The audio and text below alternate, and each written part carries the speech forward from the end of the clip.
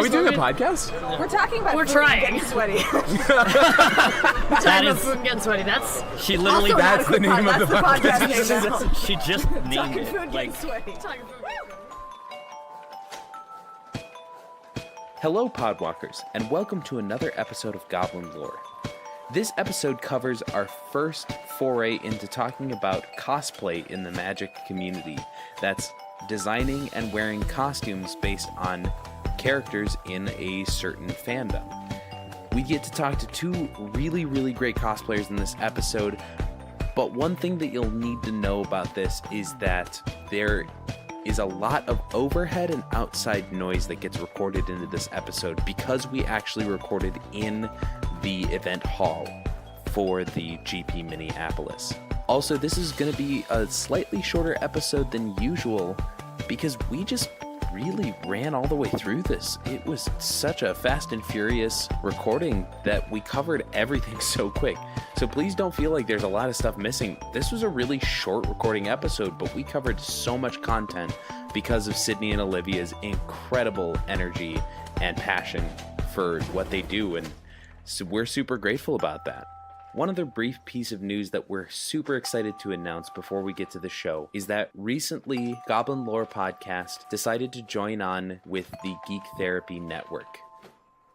Geek Therapy celebrates how geek culture can save the world through podcasts, videos, blog posts, community outreach, education, and convention appearances. This network of mental health professionals, professional geeks, amateur geeks, mental health amateurs, and many more people in general talk about the positive applications of video games and other staples of geek culture as a way to address our own mental well-being and social well-being. So we're very excited to have been invited to join this group, and we look forward to working with them and partnering with the Geek Therapy Network. Without any further ado, let's get to the show. Hello, Podwalkers, and welcome to another episode of the Goblin Lore.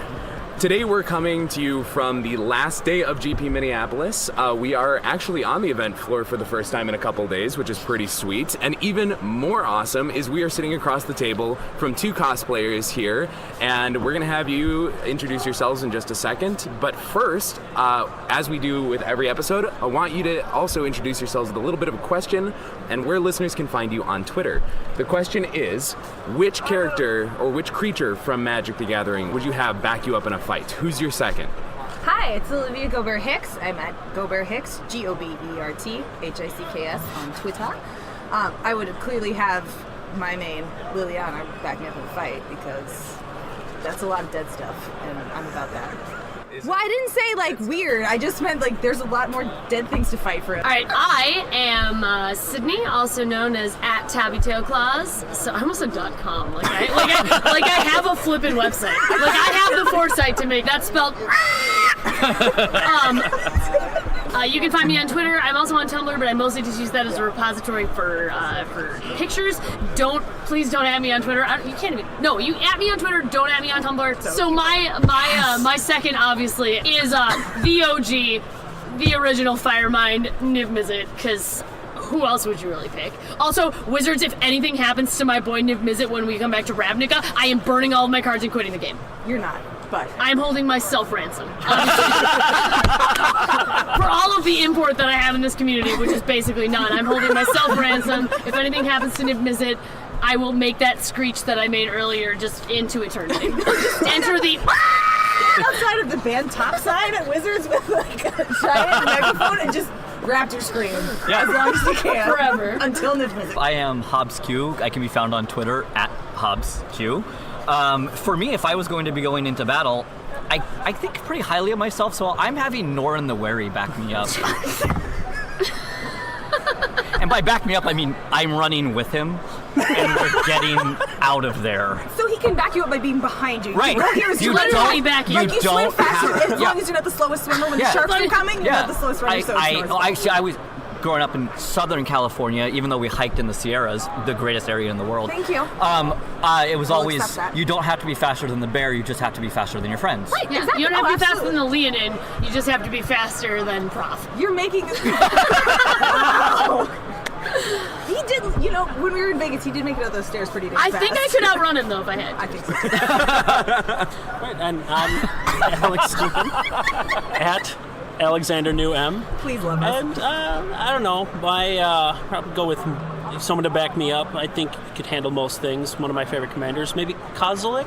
If I could handle reality warping around me. I mean, he does have. He also, one of his wardens has one of the greatest names in any Magic card, Warden of Geometries, which is just amazing. That is really good. So I It's think not just strength, that's also mental dexterity. I like that. And you come across an Annihilator. algebra problem, Yeah. done. Yeah, I mean, what is this fight? Done. Math might fundamentally change if Kozilek attaches himself to an algebra problem. However, the world might just shift. I mean, Geometry is no I am longer now Windows picturing geometry. Alex It's fighting fine. like Einstein, Newton, and like Stephen Hawking. And I am your host, Joe Redeman. You can find me on Twitter at Fyndhorn. That's Fynd Horn. And I'm gonna go simple. I'm not even gonna pick like a named character. I'm going real OG. I'm going real OG here. You guys are running from the bear. I'm taking grizzly bears. Hey. 2-2-2. Sun. Let's do it. Just saying, if you're looking for grizzly bears, there's plenty of clubs in Minneapolis you can find yourself. I don't even know how to transition that one, and I'm bad at We don't transitions even try. anyways, This so is we're when not you gonna put some try. of the food talk in from Right, we're just gonna We'll do. splice them. talk about meat sweats. So we've got you guys on today, and we're super happy to have you here to talk about your craft, to talk about cosplay, because it is such a vital and very visible part of the culture of Magic. I think, you know, it's, to me, it's cosplay and it's the artists that are really the upfront, you know, sort of visual. This is how you can be stunned coming into seeing some of the work that you guys do. And so I wanted to, I guess, just start by asking you guys, how do you decide which characters you want to cosplay as? What's the process by figuring out, yep, this card really appeals to me, or this character appeals to me?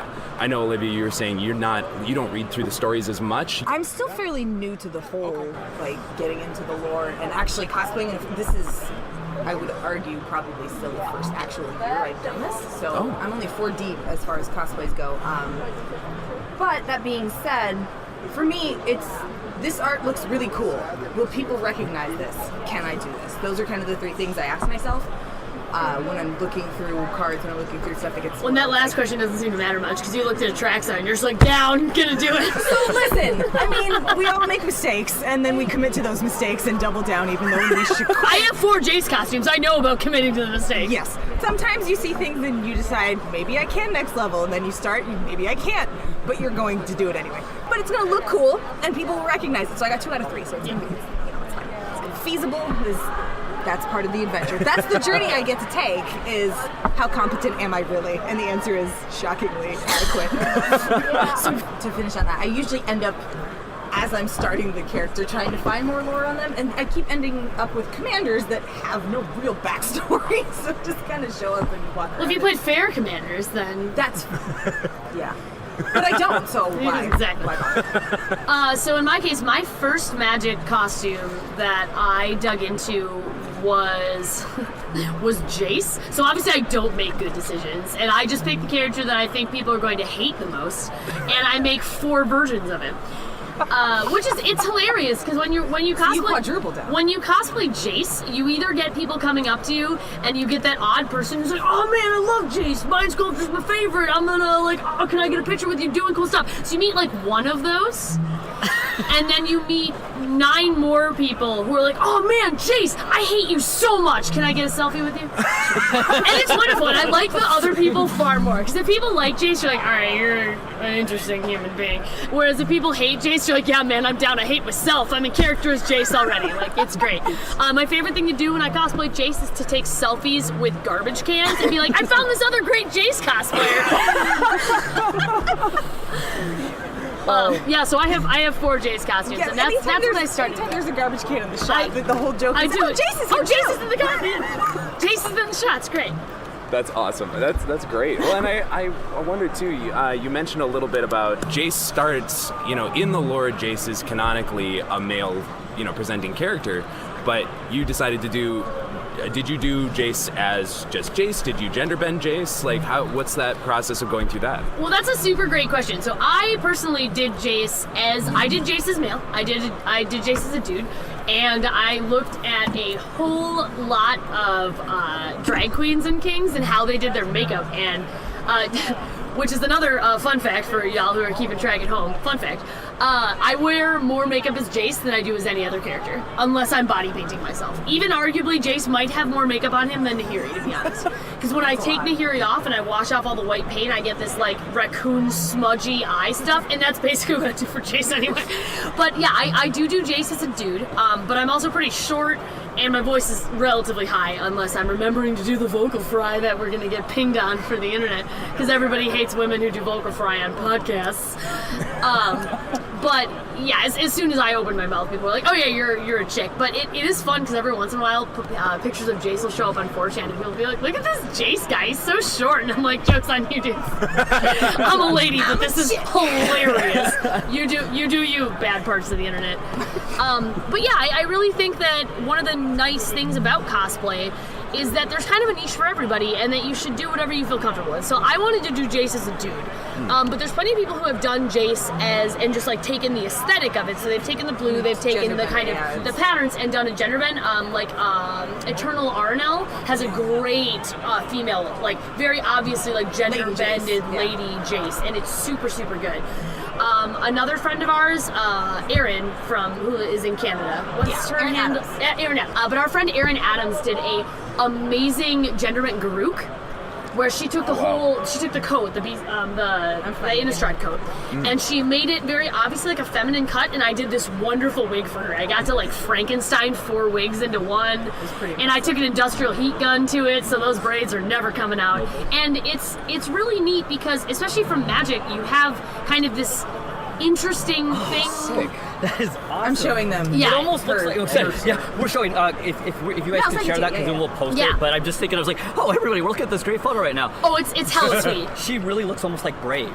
Like, it really kind of has that great A lot of people, she she wanted the wig inspired by, I almost said Lovisa, and it's not Lovisa. Oh, but, sure. It's the lady from the Vikings TV show. So the badass wife of the main character. Okay. That's how she kind of wanted the cool Viking braids. Sick. So I just went to town on her wig, and it was really fun. But I like the way that Magic, because the community kind of has this jumping point of cosplay isn't like the focus, but everyone recognizes the character so much, and everyone has these ties to the cards, and it's literally some people's jobs to make sure that they know every card in a set. So even if you do pick something kind of niche, people probably will know who you are, even if you gender bend it and take it a different way. So like Nissa Cosplay has that crazy awesome bolus too that she did, and then Anyo Serra, who is a Brazilian cosplayer who's absolutely wonderful.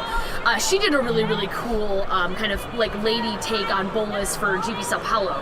And it's really neat. And I know I'm doing all those things where I'm saying probably like 90 times and really and very and blah blah blah whatever. Fight me, at me on Twitter. Not on Tumblr or Twitter, but Twitter. So it's really cool. You can take the parts that you like and you can dig your heels into whatever parts you like, and you can make it your own, which is fantastic. And the cool thing with what Ysera did too is she didn't transform herself into a dragon. She is a person Bolus. Yeah. And it looks awesome, and you know exactly what she's doing, exactly who she's cosplaying, exactly what she's going for, and she didn't have to like make dragon snoot mask or anything like that. She's just it's like a her goblin with snoot mask. That's what it was like. Yeah, it is. But it was basically just a bitch and pair of horns, and it was great. Question that just occurred to me that's not on the list, but do you cosplay with other communities, and do you know kind of how that differs between Magic cosplay and other fandoms? Yeah, so I'm one of the garbage anime con kids, and every once in a while I find one of my convention badges from like 2004, and I'm like, holy hell, I'm old. But it's fantastic. It's very different, I would say, because the focus of Magic is not cosplay. It's this game that people come here and they try to like spike a tournament, or they come here. To be fair, we actually play Magic too. Oh, we do. Yeah, I know how to play. Don't ask me if I know how to play Magic. I do. I mean, I'm not good at it, but I know. I have actually seen Twitter post about EDH, and you both actually seem a little bit spiky to me. Cyclonic Rift is totally a fair card, and if it ever gets banned, I'm quitting. To be fair, it's not even the first thing that needs to be banned. No, it's not. But Magic is really interesting because there isn't really a huge cosplay community, so we all know each other. It's literally like, it's not even 6 degrees of Kevin Bacon separation. It's literally like, oh, look, I know that person who's in that costume, and I know exactly what she's wearing and why and what her name is and everything about her. Are you referencing to an actual person right now? Can you just put your hands up and Nissa cosplays walking around with I was her like, fantastic Shalai. I mean, you are And Jaya, Matt- so I never know what you're really doing there. It could be anything. It's true. It could be anything. So it's really cool. And then the nice thing is there's not a whole lot of cosplayers, but we all know. But it's really cool because there's a ton of source material since we have the wonderful art that Magic does. Right. There's so much art, and we also have a pretty good line to all the artists. So one of the things in Magic that's super different from any other thing is I can literally shoot Magali an email and ask her for reference photos, and she'll give them to sick. you. So like for when April King did her amazing old Jaya, so I'm young Jaya right now, and April did the new Jaya. She was in touch with Magali asking her how to make things and how to do this, and because we have this kind of small insular community, that's not something you can do with anime. Like, you can't just like randomly be like, dear Funimation, please tell me how to make this. You can't, because also 90 million other people would do the same thing, and somebody on China would get it and they'd be mass producing it. So you can't do that, but with Magic, you can, and it's absolutely fantastic. The other cool thing is you have so many different characters, and we all kind of know each other. So we usually try to, not that it's really cool to see how other people did the same character that you do. So obviously, like, Nadine whipped out her Joy Run in like a week because she's a mad woman and she's insanely talented. Nissa cosplay is insanely talented. She whipped out her Joy Run in like a week and a half, and then I had like a month to make mine, and I saw all the ways that Nadine did hers. So I'm like, actually, now that I have this other art and I know how Nadine did hers and how that looks, I'm gonna do it this other way. Nice. And so you end up with totally different takes on the same character. And then since we all know each other too, we usually coordinate and make sure, like, it doesn't really matter if anybody's the same character on the same day, because then that just means you get to take sweet Dragon Ball Z fusion pictures. But when we're all together, we can usually be like, hey, who's wearing what, and how do we want to do this? Do we want everybody to be somebody else so that we have the like full suite of like the Gatewatch or like whatever in a place at the same time? So I know that for me, when not this year, but last year at Vegas when we had the art show, it was really nice to see how all the cosplayers that were there did that coordination, and I was able. Well, that was in part due to both Moxie and Mike Linneman. Yeah, they did a great job. They do a great job, and I love seeing Moxie kind of take the lead and like get this going. I'd love to see the coordination that you guys have. Because today, like you said, you guys will think about what costume I'm going to wear, what day to the con. I also appreciate the multiple versions of the same character because we're a lot about perspectives on the show because we talk about how to bring lore into the real world. Sure. And one of the things that we've talked about is even taking the same Magic card with different art and what the difference that can make. It is really, really fun to see how people do different stuff, and it's like a classic example that I always use is I ran up to Ashlyn at I ran up to Ashlyn at Vegas last year, and it's funny because all of the Nahiri cosplayers have the same pair of Amazon pants. Like, we all bought the same stretch leather. That's amazing. From the same buyer? I don't know. Because that would be awesome. They're like, why? It might have been because we were all making them at the same time. So yeah, right when those came out, between when she was announced for Shadows of Innistrad. So we all were buying like the same pair of, we all have the same ones. It's hilarious. Is there just like a cosplay bulk service then that you guys can set up and like, wish there come was. on. But the other really cool thing about knowing everyone in the Magic community is you just like run up to somebody and go like, does somebody have thread or does somebody have tape, like this broke, or like I need a wig styled? I was doing Jace the hair sculptor in Vegas in 2017. I was just like, all right guys, this is my hotel room. If you need help with wigs, just show up, and everybody did. So I was doing Jace as the Jason Sahili's hair salon because we were the two who knew how to do wigs. So everyone just came to us and we fixed everybody's wigs. It was like awesome. 5 or 6 in a row, and it's this really great little community that we have, and it's delightful. When we talk about there can be different versions of the same character at the same event. I think a little bit. I come at a lot of this from an acting standpoint. I used to be a theater person, and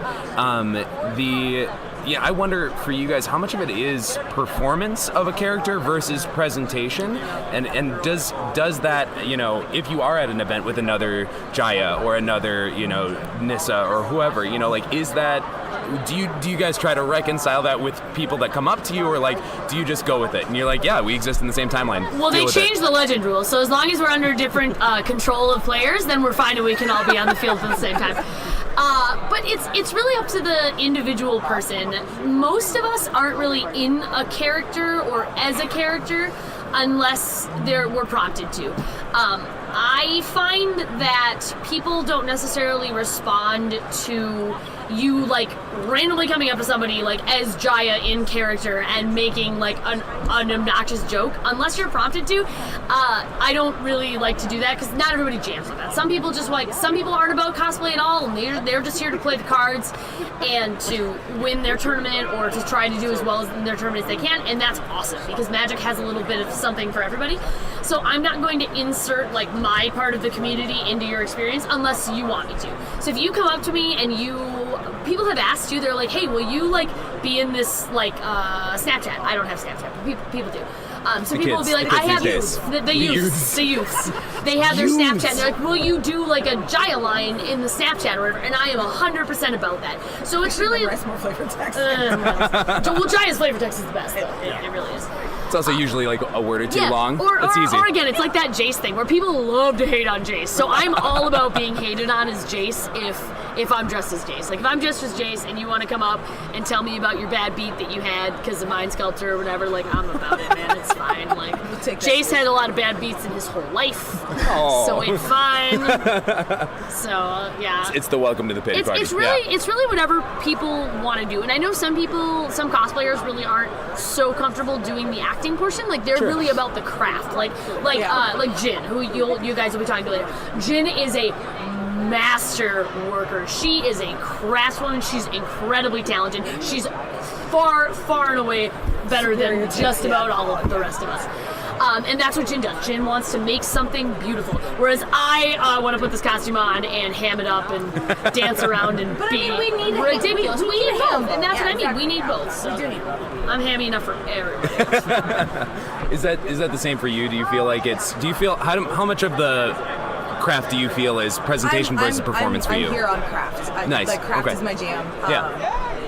Even if someone asked me to get in character, I'd be like, that's a great question. And you should ask someone who knows what they're doing. I made some neat stuff. I want to wear some neat stuff, and you'll recognize it, and we can both have a great time and share that moment, and then we walk away or play a game of Commander and call it a day. So, and it's not for not liking it or wanting to be interested in it. I got so busy with making more stuff that I forgot to read about it.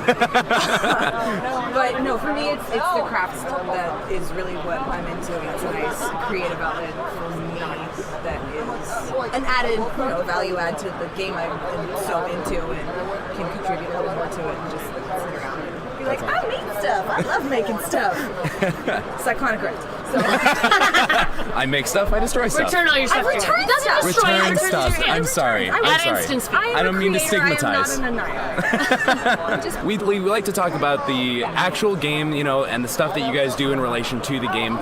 We also always try to pull it out to a little bit more of that meta stuff and thinking about how we can take things that we've learned or things that you guys deal with, in doing your craft into stuff to impact our daily lives. And I think that's, there are really relevant occurrences that have happened with the cosplay community in recent years that, we need to learn from. And I don't know that we need to reference any specific thing, but I think it goes without saying. But there's been a lot of really terrible treatment of cosplayers and objectification. And so I'm curious for you guys, how do you deal with that? How do you process that, or how do you try to, both for yourself and also helping, be ambassadors of the craft? How do you say this is, plant your flag, this is what cosplay is and why it's important? Well, why cosplay is important right now is I'm dressed as Jaya Ballard, Task Mage, and right before we were filming this, I actually ran away because there was a 7-year-old child who was so excited to meet me because her name is Jaya, and she got to get a picture with me, and we did the Dragon Ball Z fusion dance, and her face lit up, and she has no idea what the Dragon Ball Z fusion dance is, but this 7-year-old child lit up, and she got to have that experience. And if for nothing else, and there's plenty of other things in cosplay, but if for nothing else, that is worth all of my time that I put into making this costume. I think for me, how do I put up with anything? I've fortunately escaped most of the vitriol online, but I use my block button liberally on Twitter. And I don't have time. If you don't like my stuff, then it's not for you. Move along. I really don't understand how that's a difficult concept. Like, again, that's just me. There's mostly space enough on the internet for everything. Well, there's your problem. You're reasonable. I know. I apologize. Weirdly, I tried. But average level treatment of humans is. I mean, I at least try to issue that out, so it's when you have it, like someone comment something distasteful. I just block them. I don't respond. It's not worth my time. Like, if their whole life goal is to talk trash on the internet, I have better things to do with my life. So for me, that's not really something I try to let myself get caught up into, but on occasion I do find it. No, because it is a real thing. It's something that maybe you and I haven't had to put up with, certainly to a degree of certain other members of our community. So as far as that, I just, personally, I don't need to, I don't internalize it too much if people say trashy stuff, so I just block them and move on, because I have no time for that. Well, we've talked a couple times on the cast about personal wellness and self health, and I think that's a good way to process it. And whether you're a part of the cosplay community or anybody who's being and if you're not bullied on Twitter, black-hearted like Sid and I, it's okay if it does sting, because black-hearted and dead. Someone is literally trying to attack you for no discernible reason, or certainly anything that's worthwhile or being attacked over. So for that reason, I mean, it's okay to not feel good about it. You don't have to be stone-faced like Sid and I, or anybody else who is particularly apt at handling it, or seems like they handle it well. Like, don't pile on yourself even more for feeling bad if someone comes at you. Just do what you got to do to take care of yourself, and if that means removing yourself, if that means blocking people, then do it. Big deal. I mean, you don't know them, they don't know you, and they're just trying to not be great. The mute and the block button exists for a reason. They are so wonderful. They're beautiful, beautiful things. But yeah, I think with the taking it in stride and being okay with how things go, is you're doing this for you. You shouldn't be doing it for anybody else. Like, I do this because I enjoy it. It's a super added awesome bonus that other people get something out of it too. Want to take pictures, want to engage, can derive enjoyment from it. But for me, I'm doing this for me, and if I stop, it's for you. It's for me. Yeah. And one of the other things too is at events like this, the response is overwhelmingly far and above 100% positive. Everybody in person, when they see a Johnny walking around, or the two of us dressed as, the hot messes that we are. And we excel at hot mess. That's my specialty. No giant pun intended? No. Zero. The response in person at these events is overwhelmingly positive. People are 100% not like what the internet responds. Oh well, it's almost like the same people who want to pick a fight on the internet don't care to do it in person. Well, I do have one just like small question. I know you guys have donated so much of your time. This has been delightful. We love this. I know we have not made it through all the show notes, so by all means. Oh, I think we actually are doing pretty well in the show notes. Okay, but I did a lot of talking. We did talk. You might want to splice this back in earlier, because I was unfortunately stuck in late. But I did the same thing. It's fine. But anyways, when we were talking about kind of that idea of like how much do you cosplay in character versus representation just visually of character, I'm wondering for each of you, and if you guys covered this, I apologize, but is there a character that do you feel that you're in that character when you're cosplaying? Because I know that both of you talked about doing a wide range of characters. Sure, that's a great question. Well, I just Joyra is just me. That's just me. And part of it might be because I was in Frost's video, so I got to do that wonderful thing. Also, your face is every Joyra art ever. Yeah, there's attention of literally anyone. There's the conspiracy that I was the face grab for the Joyra art. I was not, guys. It's conspiracy. You were just bam, debunked. I just might happen to be there. Yeah, whatever. But I guess through the wonders of the internet and YouTube, I guess I just kind of got to set the frame of reference for Joyra just being everybody's time water on.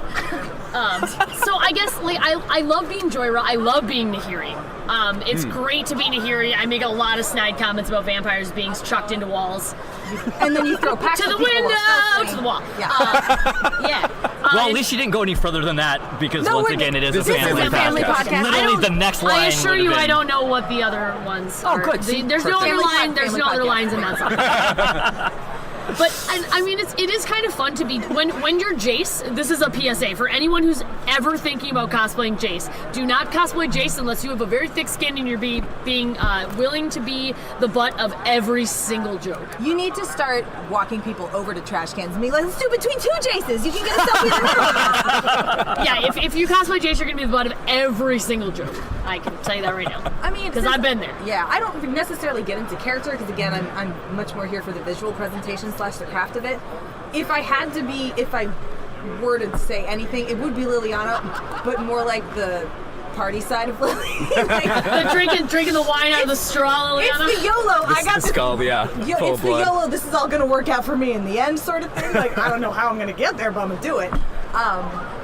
So that would probably be my thing for that. Is just a little more party, a little more haughty, arrogant, saucy, snide remark sort of thing. But certainly not the brooding. I'm just gonna like annihilate everyone because you guys are annoying me. I mean, I feel that way a lot of the time, especially behind the wheel. But I should really wear my hat when I'm driving. I should. That would be super unfair. Just be like, watch me kill you.